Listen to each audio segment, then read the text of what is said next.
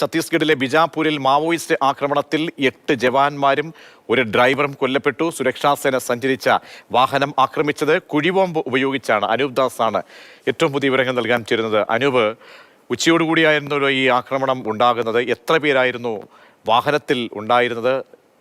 8 സൈനികർ അടക്കം 9 പേർക്കാണ് മരണം സംഭവിച്ചതെന്നാണ് ആദ്യമായി വരുന്നത്. സൈന്യത്തിന്റെ ഔദ്യോഗിക സ്ഥിരീകരണം എന്താണ് ഇപ്പോൾ ലഭ്യമാകുന്നത്?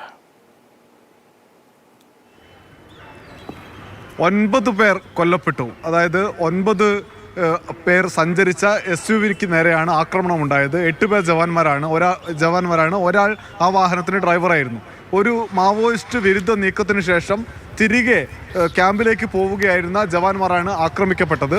ഈ 9 പേരും സഞ്ചരിച്ചുകൊണ്ടിരിക്കെ കുത്രൂ എന്ന മേഖല, അത് ബസ്തറിലെ ഒരു പ്രധാനപ്പെട്ട സ്ഥലമാണ്.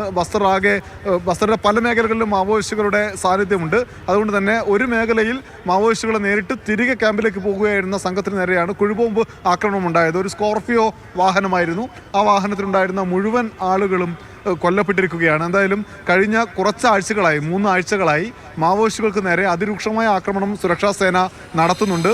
ഇപ്പോൾ കൊല്ലപ്പെട്ട മാവോയിസ്റ്റുകളെ നേരിടാൻ പ്രത്യേകം തയ്യാറാക്കി അല്ലെങ്കിൽ പ്രത്യേക പരിശീലനം നൽകിയ ജവാന്മാരാണ് കൊല്ലപ്പെട്ടത്. അവരുടെ നേതൃത്വത്തിൽ തന്നെയായിരുന്നു കഴിഞ്ഞ കുറച്ച് ദിവസങ്ങളായി മാവോയിസ്റ്റുകൾക്കെതിരെയുള്ള നീക്കവും.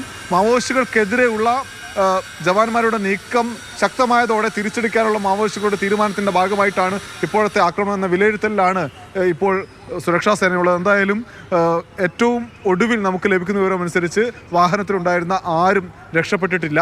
അത് ശക്തമായി തിരിച്ചടിക്കും, ഈ മാവോയിസ്റ്റുകളെ ഇല്ലായ്മ ചെയ്യുമെന്നാണ് BJP MP, സ്ഥലത്തെ ബിജാപൂരിലെ BJP MP ഇപ്പോൾ പ്രതികരിച്ചിരിക്കുന്നത്.